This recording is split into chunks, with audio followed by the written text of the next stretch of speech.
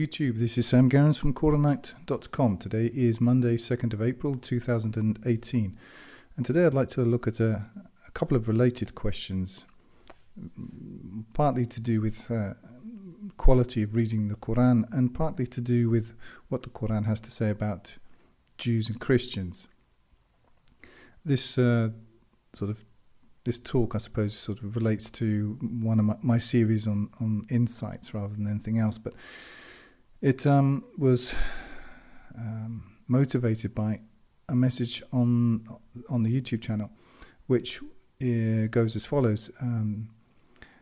Assalamu alaikum, Mr. Garens. I was stopped by one of these guys recently. This is in response to my talk on Christian fundamentalism and why I'm not interested in it. And I'll put a link to that at the end of this on YouTube and down below in the drop down.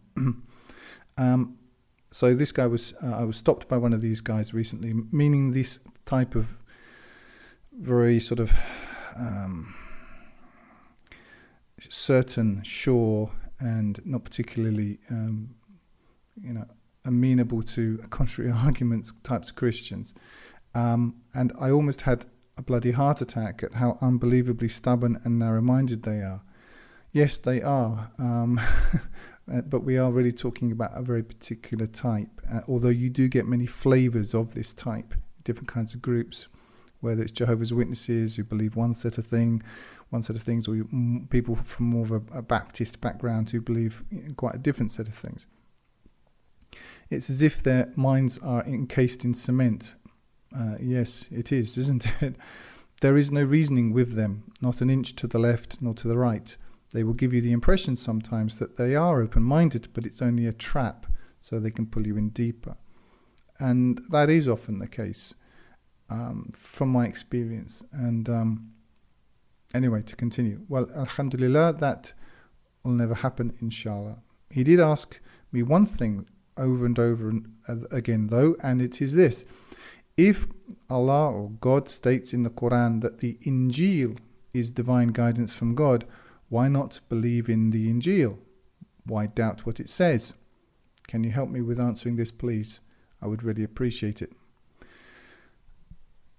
I've given him my opinion because this is something I have an interest in for many reasons, and I do occasionally, when I'm stuck for something to do as a sort of side project,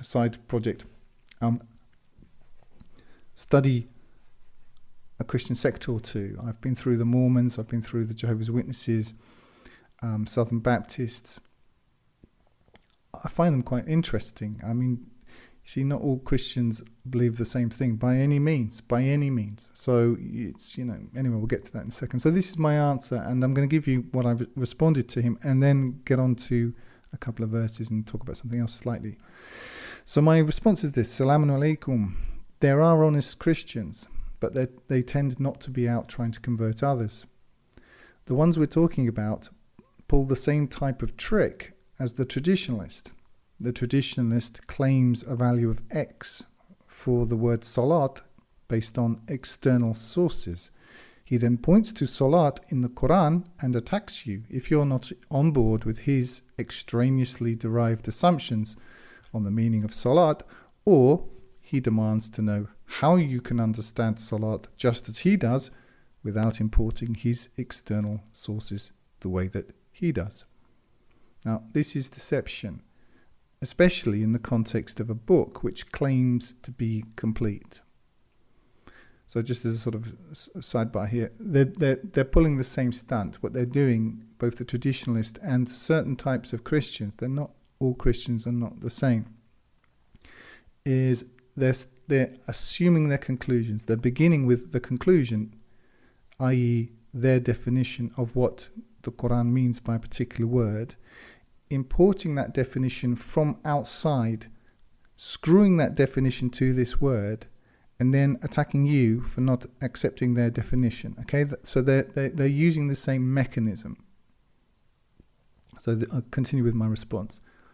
Sure, the Qur'an talks about an quote-unquote Injil, but it's a very long walk from that fact to swallowing wholesale some Christians in parenthesis, various claims for what that word means precisely. The present day, quote-unquote, Gospels disagree among themselves on many important issues. So which of them exactly does the Christian claim the Qur'an references by the word Injil? Just compare very carefully the 4 accounts of the death and resurrection of Christ in the various Gospels, for an example. A good person to listen to on this subject is Bart Ehrman, and also Rabbi Tovia Singer, neither of whom are quote-unquote Muslims, neither of whom believe the Qur'an. So, this isn't, I'm not sort of, and neither of whom certainly are Qur'an alone Muslims. So, I'm not sort of pushing my own sort of position here. But they're worth, look them up on YouTube. I don't agree with either of them on everything, but, you're never going to find that. But they're both highly intelligent men with points of view which are different to mine in several important ways. But I think if you listen to Bart Ehrman talk about the condition of the New Testament, you'll come away with some important insights. And if you listen to Tovia Singer, he breaks down the Christians' claims in a very methodical and extremely intelligent way. I sort of part ways with him when he gets into his later sort of Jewish mythologies, but he's a very bright guy, and you should take learning where you can find it. It's my opinion. So, but if you do that, and I'm really taking here Bart Ehrman's point, that if you go through the last section, the death and resurrection of Christ, on a point-by-point basis, how many days, which day was it, how many women was it at the tomb, was there a soldier at the tomb, or what day did Jesus rise from the whole thing? It's full of errors, okay? Now, a lot of Christians don't make a big deal of this because they don't have a very high opinion of Scripture. They're not claiming the Gospels to be the inerrant Word of God. What they're claiming is that they are narratives with a certain amount of error that's crept in over the centuries. But those aren't the types of Christians that you're meeting on the streets. The types of Christians you're meeting on the streets, generally speaking, will claim that the Bible, and by Bible they mean the Jewish Bible plus the 27 books of the New Testament, are the inerrant Word of God. Well, you can have a hard time defending that one, as you'll see if you listen to, for example, Bart Ehrman, who started off as one of these types of guys. He's very interesting. He teaches at Chapel Hill in, I think, southern Carolina, which is, as he puts it, the buckle of the Bible Belt. So he's teaching students who are sort of they're suckled on the milk of Christian fundamentalism, and they take his course because they think it's going to be an easy way out, an easy course, an easy set of credits, and they think, well, I already know the Bible. But they don't know the Bible the way that Bart Ehrman knows the Bible, and they don't actually know anything about the Bible. Well, this is going to be the case with the vast majority of the types of Christians that you're meeting, as I'll get to in a moment. So, to go back to my answer to this initial question, in the same way, if you know my work in any depth, a large part of my process as regards the Qur'an is what I call pan-textual analysis. So if the Qur'an uses a particular word, let's take the word ṣalāt, which if you're from a Muslim background, you know this word, and frankly, most traditionalist Muslims have, they're triggered by this word. Well, brother, how do you pray? Well, how do you cut the grass? How do you pray if you don't have the ḥadīth? I'm not going to discuss this at length because I've discussed it ad nauseum in other places, but the point being is that the traditionalist Muslim cannot point to any firm Quranic evidence that the word ṣalāt is anything other than what it looks like, which is it's a general noun, it's an abstract noun, in the same way as sabr, in the same way as patience is. وَاسْتَعِينُوا بِالصَّبْرِ وَالصَّلَاةِ, and make use of patience and salat. Well, if sabr is an abstract noun, so is salat, because they're both objects of the same verb. Now, I've never heard a traditionalist Muslim say, well, well, brother, how do you have patience? Well, it depends on the circumstances, doesn't it? I mean, if you're in a marathon and you're having patience, then, you grit your teeth and you run and you keep doing what you're doing. That's patience. However, if you're, being, I don't know, under Chinese water torture, then it's a different response, isn't it? Or if you're just putting up with your wife, talking too much when really you'd like to tell her to be quiet, that's a different type of patience. There are all kinds of different patience. It's circumstance dependent, isn't it? No one could claim anything other for the word sabr, or patience, or fortitude in the Qur'an.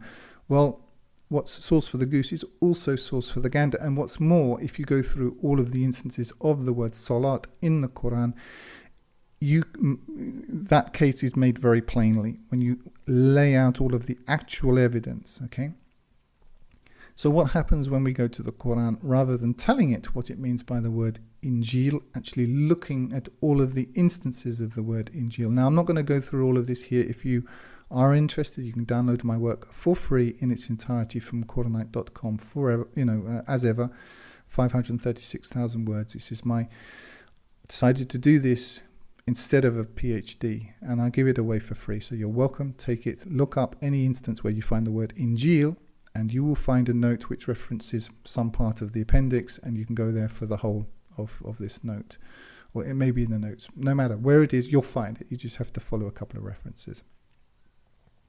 So, but in brief, when the Quran, it uses the word Injil in a certain set of contexts.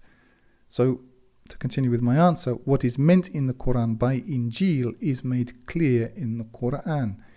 It is something given to Isa ibn Maryam, which confirms the Torah, whatever we mean precisely by that, and has several other characteristics. As I say, for more on that, you can download my work and look it up.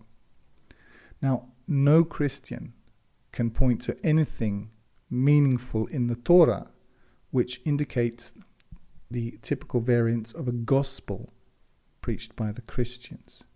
So any Christians coming to you say, yes, well, the Quran says you should follow the Injil. We have the Injil, therefore you should believe what we believe. It's bait and switch, okay, and conflated with assuming your conclusions. Now, the Christians are welcome to believe whatever they wish to believe. I've got no problem with it, as we'll get to when we go down further here, with certain caveats. However, we should be looking to the Quran for the definition of the word Injil and not taking it from the Christians, especially as they can't present a united front on what they mean by this word. So, to continue.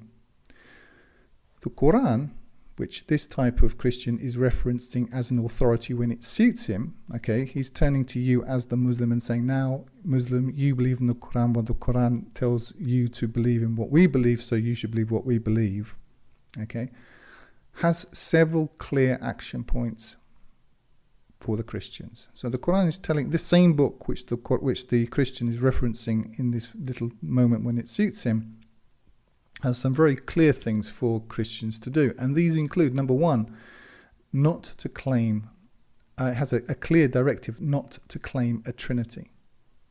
So any Christian who tells you, we believe in the Injil, the Quran tells you, what we have is the Injil, the Quran tells you that you should believe in the Injil, we believe in the Trinity, you should believe in the Trinity. You say, look, the same book that you're claiming here tells us whatever we mean by the Injil. Now that's, we can discuss, but there's a clear, unambiguous verse and verses which tell you Christians not to claim a Trinity.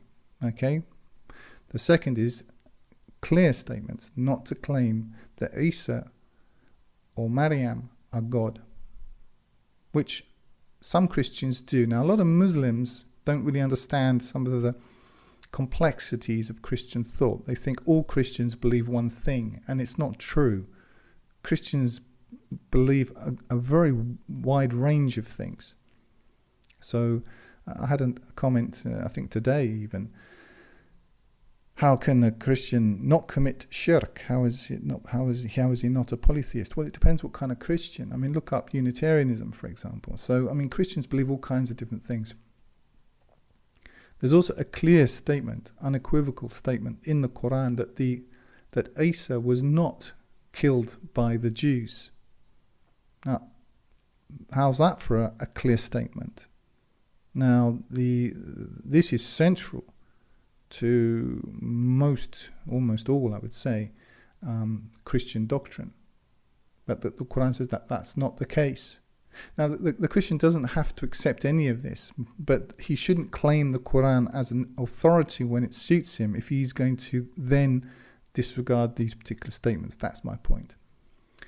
And there's also the exhortation in the Qur'an to the Christians not to exaggerate. It says that they have some truth. They do have it, but they should not exaggerate. So to continue. In addition, this is my answer to this initial question. The Qur'an says that it both confirms and acts as a control over previous revelation. Now, the Christian who's been primed, who's had a little bit of training, you see it, especially when he's dealing with people who don't know the Qur'an very well, they'll say, well, the Qur'an tells you that the Qur'an confirms previous scriptures. We have a previous scripture. You should accept what we have. That's partly true, but not entirely true. And what's entirely true is that the Qur'an acts as a control over it. Christians gloss over this second aspect. In addition, they go on to attack the Qur'an for supposedly plagiarizing other writings when the Qur'an itself states that part of its purpose is to confirm and to correct what men then had from God. And you'll hear this, for example, in Al-Qaf. You'll hear that this is the seven sleepers of Ephesus, a Christian story, and Christians will say, well, you see, the Qur'an, plagiarizes this. Or the story of the infancy of Jesus bears a close correlation to a particular now apocryphal gospel. I think it's the Gospel of Mary. I could be wrong on that. And they'll say, well, you see, it plagiarizes these things. Well, the Qur'an claims as part of its modus operandi, part of its actual purpose, is to clarify and to correct things which were current and to correct those things. And it claims itself that's part of its role. So to attack it for doing the very thing that it tells you it's going to do seems to me somewhat dishonest, especially if you're then going to go on and claim it as an authority to justify the texts that firstly justify your rejection of one set of texts and your acceptance of another set of texts. Now, if the Christian continues to bang the same drum while arguing that the Qur'an supports his idea of what Injil means, he's either being dishonest or has been misled by his teachers and reached the small limit of what he thinks he knows, which is why he has no alternative but to go round in circles. And this is why they seem to be very closed-minded, because they don't really, there's no nice way of saying it. They don't know anything. So they've got like 2 or 3 answers. And because that's the extent of their knowledge, they can't say, well, actually, I don't know anything about the Qur'an. I don't know anything more than this. So all they've got is answering, the same way. Repeating. To continue, you see, the vast majority of these types of Christians have never read the Qur'an. They watch videos prepared for them by people who themselves have often never read it either, or certainly if they have read it, they've read very slanted either translations or expositions of the same. In these videos, they learn little tricks by which to wrong foot those who accept the Qur'an while seeming to have considered the Qur'an's position. But they are ignorant of the Qur'an and often of their own scriptures, also outside of a knee-jerk appeal to verses taken out of context when it is necessary to answer certain questions. They may not be bad people, but they are typically superficial and collectivistic and herd-like in nature. The Qur'an tells us that whoever believes in God and the last day and does good work has his reward, and that includes Christians, caveats above notwithstanding. It also tells us that God will make clear the differences among men on the last day. It tells us, those who accept the Qur'an, to be patient in the meantime. But it also cautions the messenger, and by implication us also, away from following their vain desires after the knowledge which has come to us. Now, a good way to close down the conversation with mutual respect intact when you hit the wall with them, which you will, is to say, to you be your works and to me mine. And then offer them your hand, shake hands and just say goodbye. It's really hard, to argue with that one. So that's my answer. And I'm going to sort of fortify this with a reading of a couple of verses and a little bit of information. I mean, just sort of related to my own life. We've moved house, moved countries, if you're up on what I do and, what's going on with us. So I've been really, really busy. So I haven't had as much time to read as I normally do. And I'm sure I'm not alone. I'm sure, we all have busy lives, etc. So what I try to do is just grab a couple of verses while I'm doing things. And on one of these grabs, I read, it is Al-Baqarah 135 through 136, which I'm just going to read and then sort of give a sort of commentary to. So 135 from Al-Baqarah, this is Surah or chapter 2, reads, and they say, be such as hold to Judaism or are Nazarenes to be rightly guided. Say thou, nay, the creed of Ibrahim inclining to truth, and he was not of the idolaters. Say, we believe in God and what is sent down to us, and what was sent down to Ibrahim and Ismail and Ishaq and Yaqub and the grandsons, and what was given to Musa and Isa, and what was given to the prophets from their Lord. And we make no distinction, we make no division between any of them, and to him are we submitted. So, just to go through this a little bit, it would seem at a superficial level that, okay, we have to sort of accept wholesale everything that was sent down to everybody, which, in a way that, we accept, there are types of acceptance. Now, the key word here is from their Lord. And what was given to these various people and the prophets from their Lord. Well, what we don't accept is what was interpolated, twisted, manipulated and added by men. That we don't accept. And what we do accept is that the Qur'an is a control over all of these things anyway. So that's one point. You see, we read in a very superficial way, partly because we're inundated with information at the moment. There's too much. And I'm a big fan, actually, of sometimes just reading small portions of the Qur'an and really thinking about just a couple of verses for a while. I mean, read more as well, but we've lost poetry pretty much. The memorization of poetry has gone out the window. So, there are different ways of different types of reading. I mean, the way you might read a comic book is going to be different to the way you might read a work-related email, which is going to be different to the way you might read a contract. But the way you read scripture is different again. And I think that, to some extent, we're losing this ability to read with due attention. But if we do go through this with due attention, what's interesting is that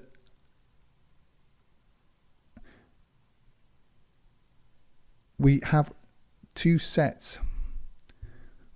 Reading 136, we believe in God and what was sent down to us. So that's That's us, right? This is the Qur'an.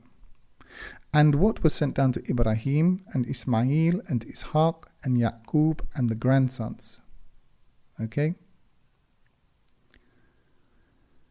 So that's one block. Do we have any of that? Can the Christians point to any of that? No. Can the Jews point to any of that? No. I mean, actually, this isn't a subject, this isn't the subject here, but we have this in the Qur'an. We have, certainly remnants of this, which are within the Quranic text. But, you have to know where to find them. But they're there. But nobody can point to the scriptures of Ibrahim, of Ismail, of Ishaq, or Yaqub, or the grandsons, and say, here we are, we have this. No, they can't do that. The Jews can't do it. The Christians certainly can't do it.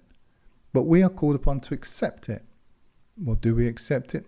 Certainly, we accept it. Like, I accept that these revelations were given to these men, and they were from their Lord, and I accept them as a fact, as something that God did and they received. Now, do they exist today?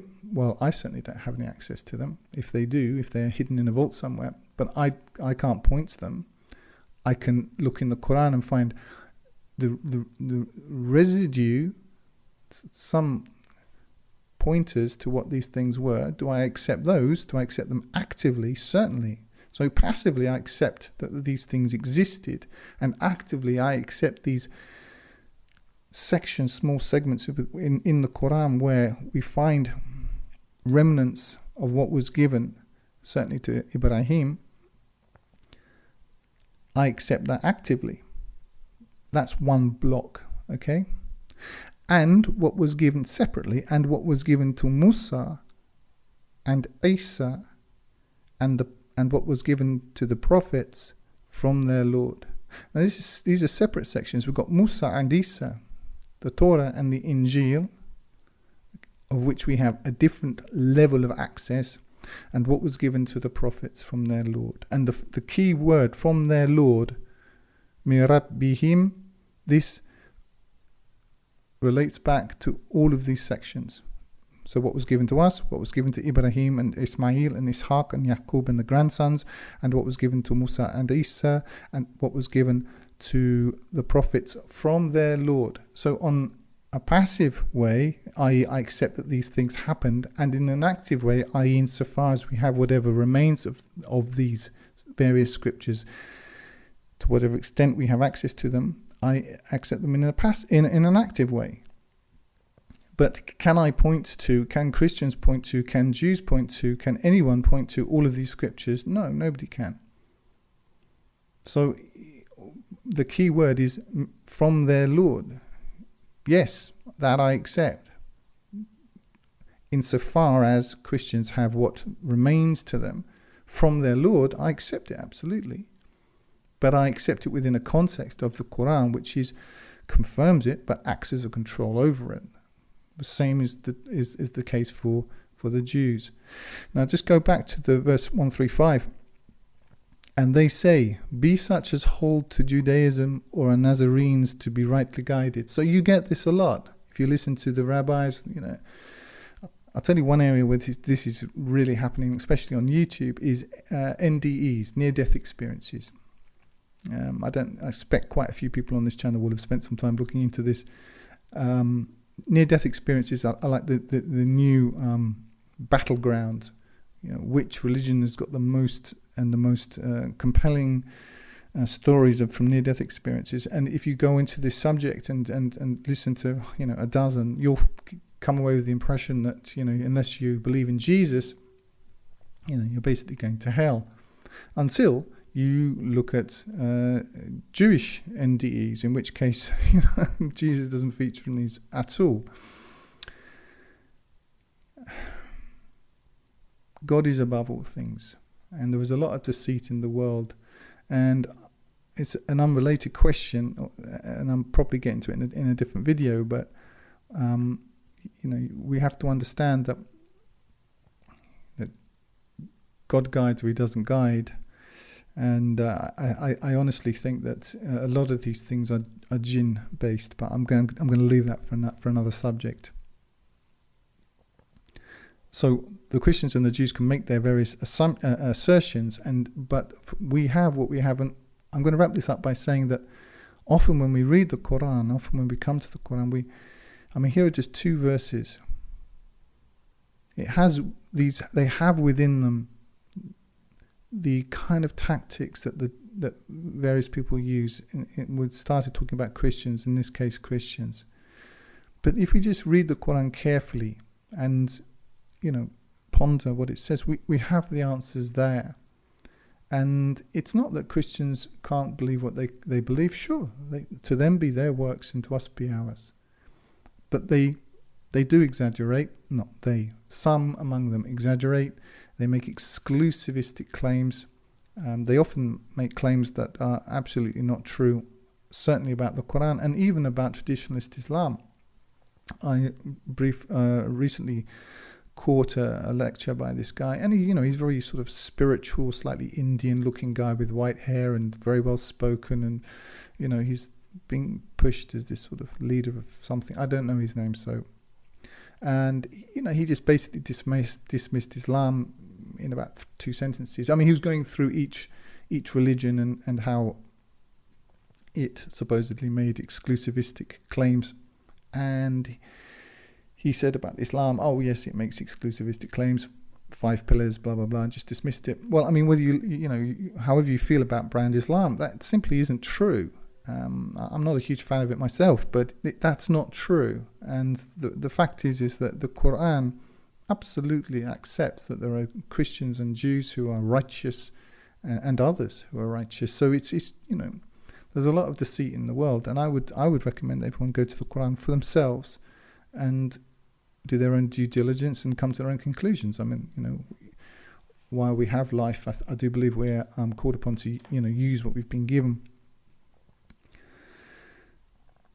So that's really it on that subject. Our response is the creed of Ibrahim, inclining to truth, and he was not of the idolaters. And if you read other parts of the Qur'an, it exhorts and questions both the Jews and the Christians with their exclusivistic claims to being the beloved ones of God. Ibrahim, whom they both claim as their origin, as their father, he was neither a Christian nor was he a Jew, and nor was he a traditionalist Muslim of any kind. And yet he was Hanif, inclining to truth, and he was not of the idolaters.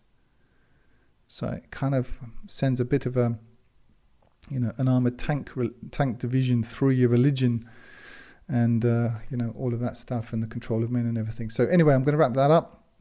I hope everyone's well. That's all for now. If you're listening on YouTube, you can download my full translation of the Qur'an free using the button in the top right hand corner, or buy the hard copy there at 10% less than on Amazon. I also encourage you to sign up for the Qur'anite Plus newsletter on the site to get occasional micro updates. You can download the audio from my YouTube videos to your mobile device using the links in the drop down below. I recommend meetquranites.com to connect with other Qur'an alone believers. Like if you like, comment if you have something constructive to say, and subscribe to get more each week. And use the link in the drop down below to donate if you would like to help me keep doing this. And remember, this life is short. Eternity is long. If you want good trees, plant good seeds.